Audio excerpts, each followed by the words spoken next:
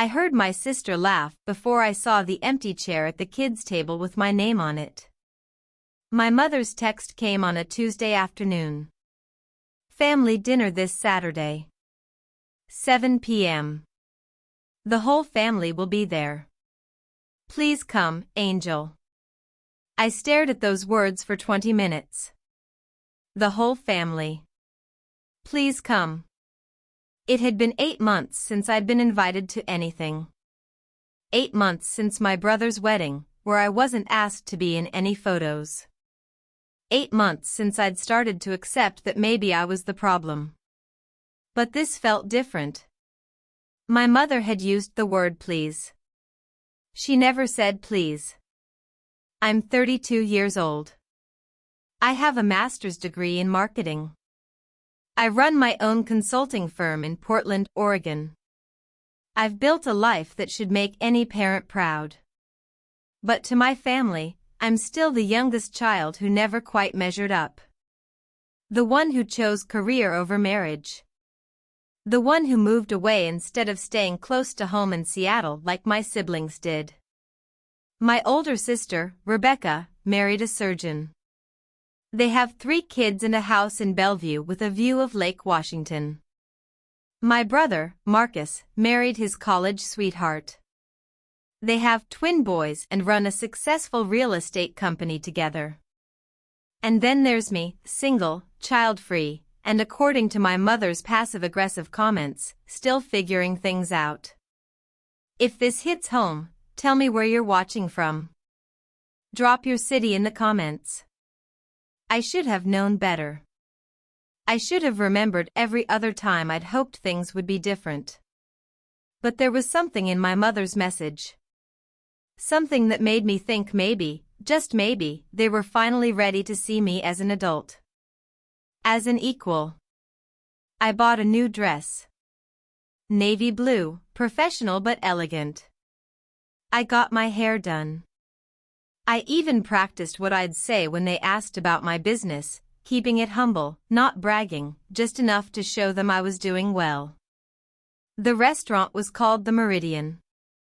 It was the kind of place where they fold your napkin when you go to the restroom and the wine list has its own leather-bound book. My father had chosen it, which meant this dinner was important. He only spent money like this when he wanted to make an impression. I arrived exactly on time. 7 p.m. I'd learned long ago that being late to family events gave them ammunition. Angel can't even show up on time. Angel doesn't respect other people's schedules. The hostess led me through the restaurant. It was beautiful as soft lighting, white tablecloths, fresh flowers on every table. And then I saw them. My family was seated at a large round table near the windows. My parents. Rebecca and her husband, David. Marcus and his wife, Jennifer. Their children were there too, 5 kids ranging from ages 4 to 12. And there were 2 tables. The adult table and the kids' table. My stomach dropped before my brain fully processed what I was seeing. The adult table had 8 seats. 6 were occupied by my parents, siblings, and their spouses. 2 seats were empty, clearly waiting for someone. For a moment, my heart lifted. Maybe one was for me. Angel. My mother stood up, waving. She was wearing pearls and a cream-colored dress that probably cost more than my rent. You made it. Come, come. Let me show you where you're sitting. She walked toward the second table. The smaller one. The one with a plastic tablecloth that didn't match the elegant white linens everywhere else. The one where my 5 nieces and nephews were already coloring on paper placemats. We set you up right here, sweetie, my mother said, patting a chair at the end of the kids' table. Isn't this nice? You can help keep an eye on the children while we adults have our discussion. I looked at the place card. My name written in my mother's perfect cursive, Angel. You want me to sit at the kids' table? I said it quietly. My voice didn't even sound like mine. Well, yes. My mother smiled like this was the most reasonable thing in the world. All the adults are at the main table. Rebecca and Jennifer need a night to actually enjoy their meal, and you're so good with children. Plus, you don't have a spouse, so it's really the perfect arrangement. I stood there, holding my purse, wearing my new dress, and I finally understood. This wasn't an olive branch. This wasn't them including me. This was them putting me in my place. I looked at the adult table again. 8 seats. 6 occupied.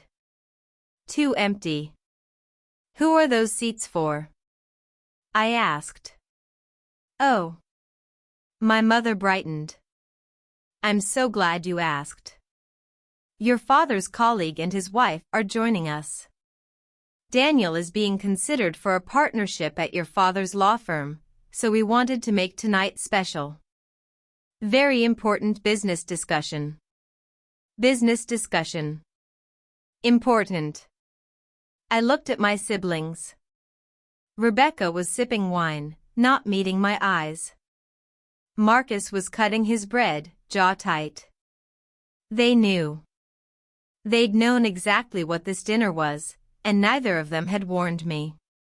Tap that like button if you've ever been the family scapegoat. You're not alone. My nephew, Tyler, tugged on my sleeve. Aunt Angel, are you sitting with us? Mom said you'd color with me. I looked down at him. He's 7. None of this was his fault. None of the kids deserved to see what I was feeling right now. Just give me 1 second, buddy, I said softly. I walked over to the adult table. My father was there, reviewing something on his phone, barely glancing up. Dad, I said. Can I talk to you for a second? Angel, we're about to have important guests arrive. Can it wait? I'm 32 years old, I said. My voice was steady now. Cold. I have a graduate degree. I own my own business. And you want me to sit at the kids' table while your colleague gets a seat at the adult table? My father finally looked at me. Really looked at me. And what I saw in his eyes was worse than anger or dismissal. It was indifference. Angel, don't make a scene, he said quietly. This dinner is important for my career. Daniel needs to see that we're a serious, professional family. Having you at the main table, without a spouse, asking questions about business you don't understand, it's just not appropriate tonight. Business I don't understand. I repeated the words like I was testing their weight. You know what I mean, he said. This is law firm politics. Corporate networking. It's not personal. But it was personal. It was always personal. I looked around that restaurant. At the family who'd raised me but never really seen me. At my mother, who'd used the word please just to get me here so she'd have a babysitter. At my siblings, who'd learned long ago it was easier to go along than to stand up for me. And I made a choice. I walked back to the kids' table. Picked up my place card. Folded it in half. Then I walked back to the adult table, placed the folded card next to my father's wine glass, and said 6 words that felt like breaking chains. Enjoy your important business dinner. I turned and walked toward the exit. Angel. My mother's voice was sharp. Where are you going? I didn't turn around. Home. You can't just leave. We ordered for the table already. This is family dinner. I stopped. Turned back. The entire restaurant seemed to go quiet, though I know that's just how memory works, amplifying the moments that change everything. No, I said. This is a networking dinner where you needed a babysitter. And I'm not available. You're being dramatic, Rebecca said. Her voice had that edge it always got when I embarrassed her. It's just seating arrangements. Then you sit at the kids' table, Rebecca. She looked away. Of course she did. I walked out of the Meridian with my head up and my hands shaking. The valet brought my car. I tipped him $20 because I needed one person that night to smile at me with genuine warmth. Comment below if you've ever walked away from people who didn't value you. How did it feel? I drove home. I didn't cry. I didn't scream.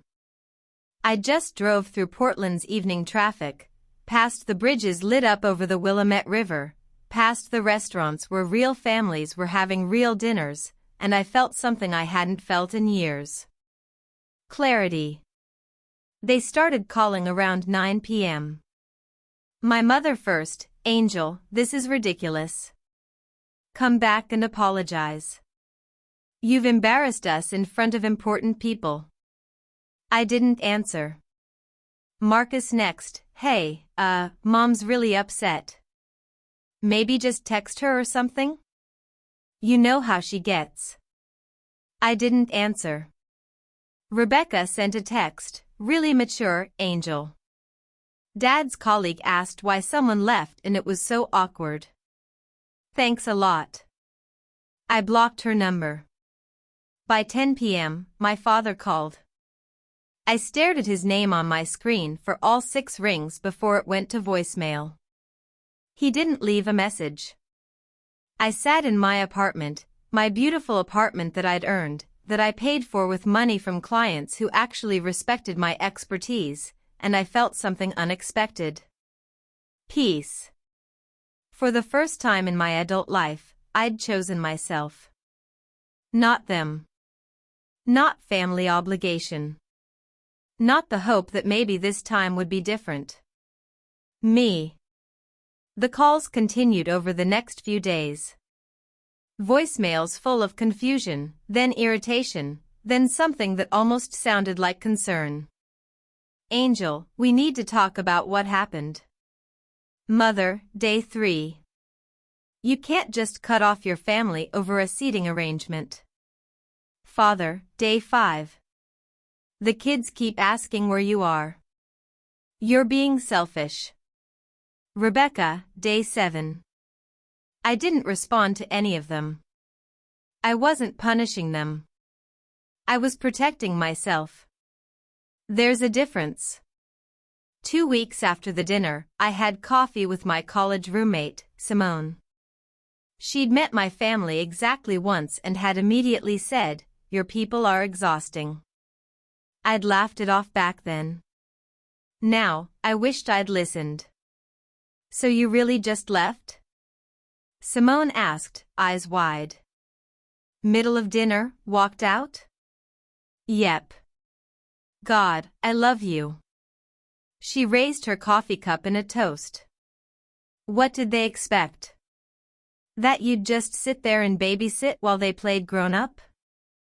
I think they genuinely believed I'd be grateful to be included at all, I said. And that's when something clicked. I pulled out my phone and started scrolling through old family photos. Birthdays. Holidays. Graduations. What are you doing? Simone asked. Testing a theory. I found what I was looking for in about 5 minutes. Photo after photo of family gatherings where the pattern was unmistakable. Rebecca and Marcus centered in every shot. Their spouses included. Their children celebrated. And me, when I appeared at all, I was always on the edge. Literally on the edge of the frame, sometimes cut off entirely. At Marcus's wedding, I wasn't in the family formal photos. At Rebecca's baby shower, I wasn't asked to give a speech. At my own graduate school graduation, My parents came but left before the reception because traffic back to Seattle would be terrible. If you're seeing a pattern you recognize from your own life, hit subscribe. These stories matter. I've been optional my entire life, I said out loud. I just never put it together before. Simone reached across the table and squeezed my hand. So what are you going to do? I thought about it. The old angel would have written a long email explaining her feelings. Would have asked for a family meeting. Would have tried to make them understand. But the new angel, the one who'd walked out of that restaurant, she had a different plan. I decided to go completely silent. No explanations. No confrontations. No attempts to make them see what they'd done. Just absence. I blocked their numbers. Unfollowed them on social media. Set up email filters so their messages went to a folder I didn't check. And then I did something more important. I invested in the relationships that actually mattered. I started having monthly dinners with Simone and 3 other friends from grad school. We called ourselves the Orphan Brigade. All of us had complicated family situations, and all of us had chosen each other instead. I volunteered with a mentorship program for young women in business. Every Tuesday night, I met with my mentee, Jasmine, a 23-year-old starting her own digital marketing company. She reminded me of myself at that age, ambitious, hungry, and desperately seeking validation from people who'd never give it. My parents think I should get a real job, Jasmine told me one evening. They don't understand entrepreneurship. Some people won't, I said. And that's okay. You're not building this for them. I watched her face change. Watched her shoulders relax. I was giving her permission to stop waiting for approval that might never come. The permission I'd finally given myself. My business grew. Without the emotional drain of managing my family's expectations, I had more energy for my clients. I landed 2 major contracts in 3 months. I hired my first employee. I moved into a bigger office space in the Pearl District with windows overlooking the city. I was thriving. 3 months after the dinner, my mother showed up at my office. I didn't know she was coming. My assistant, Mara, buzzed me, Angel? There's a woman here who says she's your mother? I closed my eyes. Took a breath. Send her in.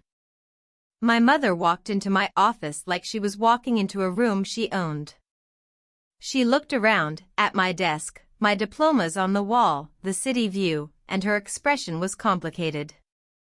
This is lovely, she said. Not warm. Just observational. Thank you. You've been ignoring our calls. Yes. For 3 months. Yes. She sat down in one of my client chairs without being invited. Angel, this has gone on long enough. Whatever point you're trying to make, you've made it. It's time to move on. Move on, I repeated. Yes. Your father's birthday is next month. Family dinner at the house. We expect you there. I looked at her. Really looked at her.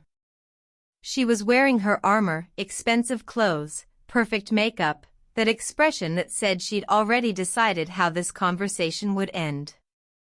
No, I said. Excuse me? No.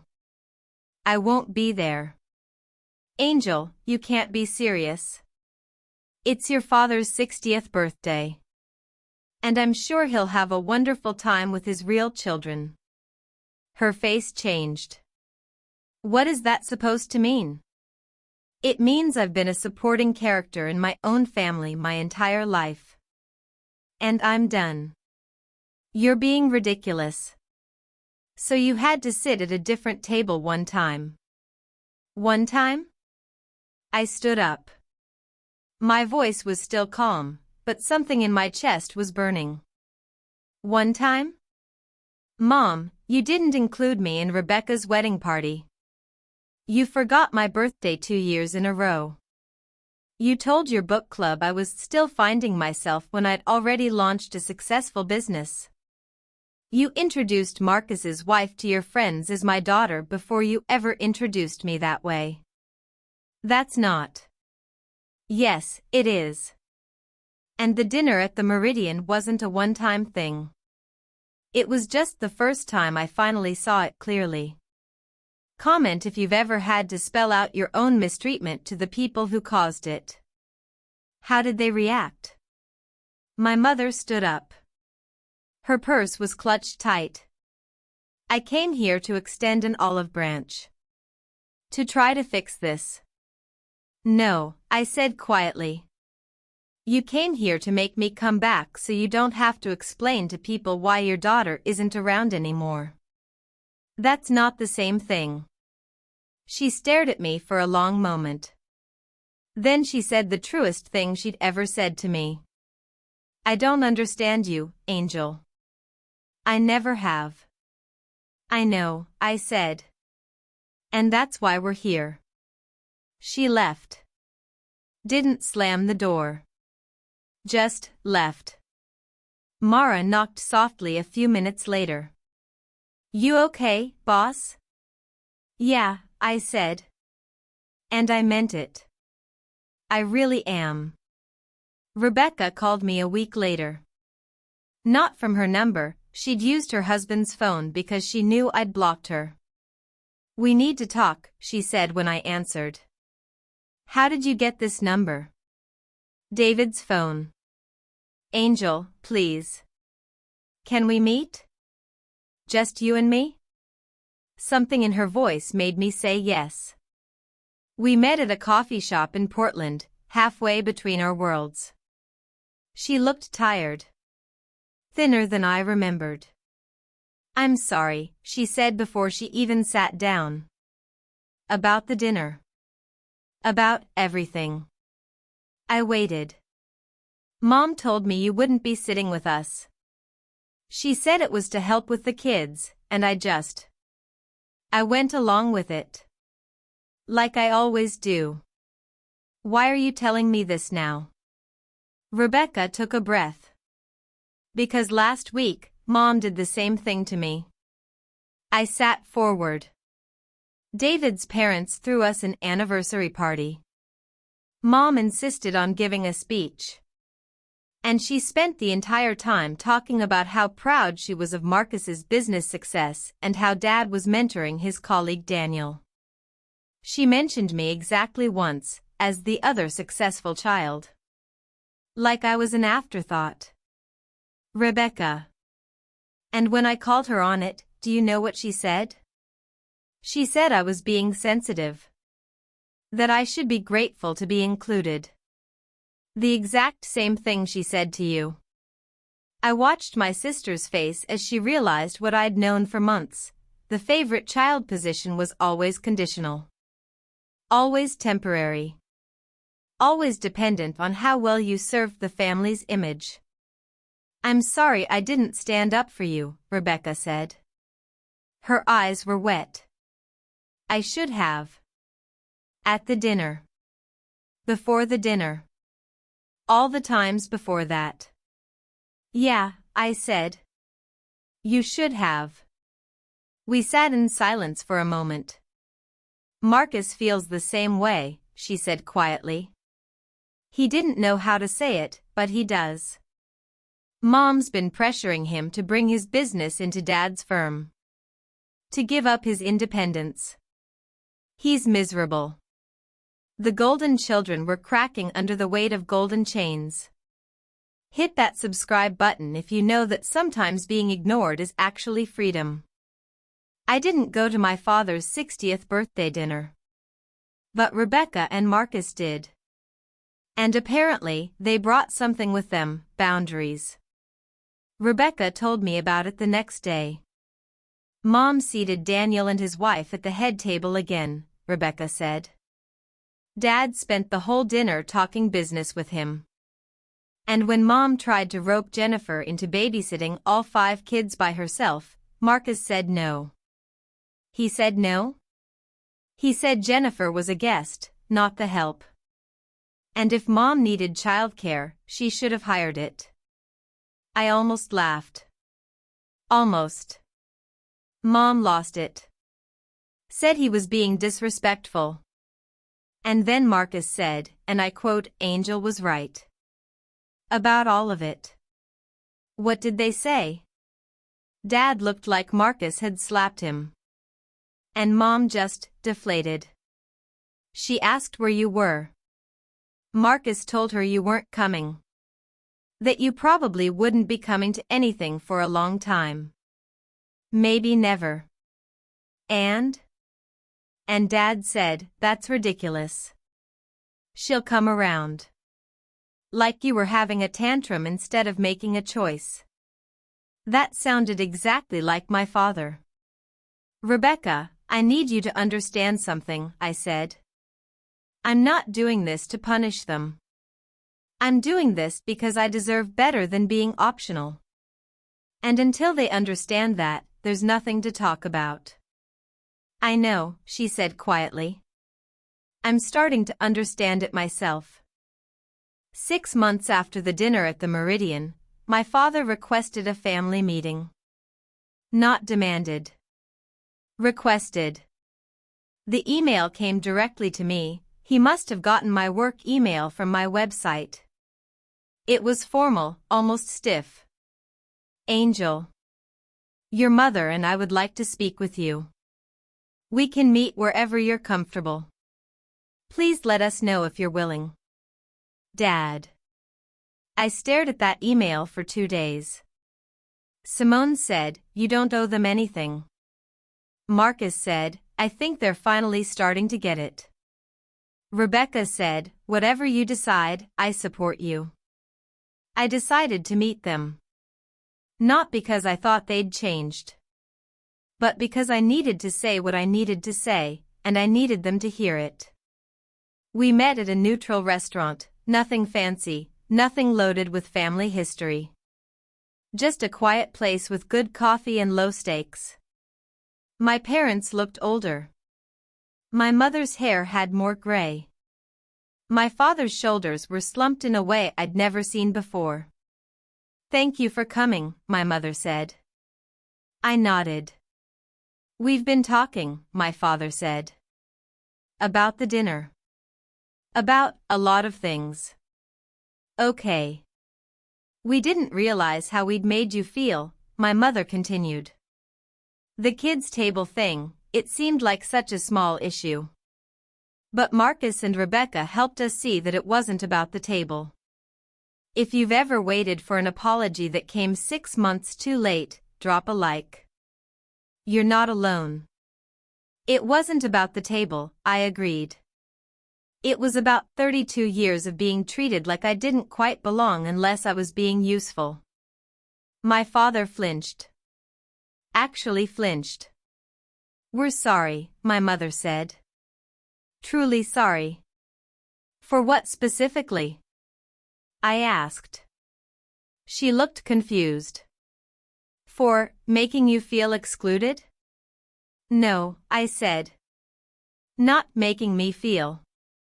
For actually excluding me. There's a difference. Silence. My father spoke. We're sorry for treating your career as less important than your siblings' marriages. For not celebrating your achievements. For not seeing you as the adult you've become. For putting business contacts and social appearances ahead of our own daughter.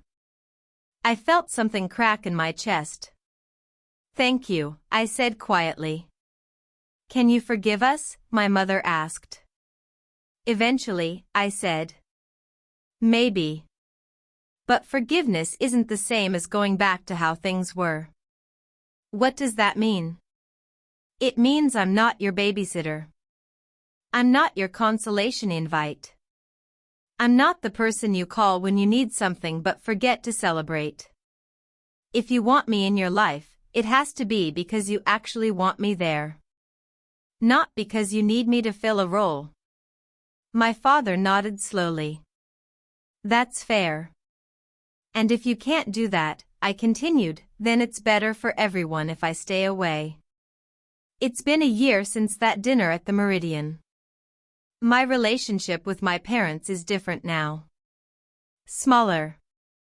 More honest. We have dinner once a month. Sometimes at my place. Sometimes at theirs. Always just us, no business colleagues, no social performances. My mother asks about my work now. My father listens when I talk about my clients. It's not perfect. Old habits are hard to break. My mother still sometimes introduces Rebecca's children before asking about my life. My father still sometimes checks his phone during conversations. But when it happens, I name it. Calmly. Dad, you're not present right now. Or, Mom, I'm talking. And they're trying. That matters more than I expected it to. Rebecca and I have grown closer. She left her children with a babysitter last month and we spent the whole day together, wine tasting in Willamette Valley, laughing until we cried, talking about everything we should have talked about years ago. Marcus started seeing a therapist.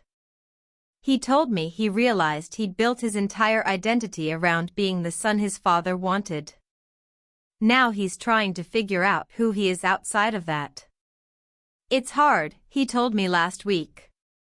Realizing you're 35 and you don't know what you actually want. Yeah, I said. But it's worth it. My business is thriving. I have 12 employees now. We just signed a contract with a Fortune 500 company. I'm not proving anything to anyone anymore. I'm just building something I'm proud of. And the Orphan Brigade, my chosen family, we're still having our monthly dinners. Simone got engaged. We're planning her bachelorette party. She asked me to be her maid of honor. Really? I said. Not your sister? You're the person who shows up, Simone said simply. That's what matters. If this story hit home, leave a comment and tell me, what's one boundary you've set that changed your life? Here's what I want you to know if you're sitting at a kid's table in your own life. You are not required to accept crumbs from people who should be giving you a feast. Family isn't about blood. It's about who shows up. Who sees you. Who celebrates you not because you're useful, but because you exist. Walking away isn't giving up. Sometimes it's the bravest thing you can do. And if they come back, if they finally understand and want to rebuild, you get to decide what that looks like. You get to set the terms. You get to require them to earn back what they lost. But you also get to decide if rebuilding is even worth it. Some tables aren't worth a seat. The night I walked out of the Meridian, I thought I was losing my family. What I didn't understand then was that I was finding myself. And myself turned out to be worth fighting for. If this story reached you, if it made you think about your own seat at your own table, do me a favor, hit that subscribe button. Share this video with someone who needs to hear it. Leave a comment about your story. We're all in this together, fighting to be seen, to be valued, to be enough exactly as we are. Thank you for watching. And remember, you always have the right to get up and walk away. My name is Angel, and this is my story.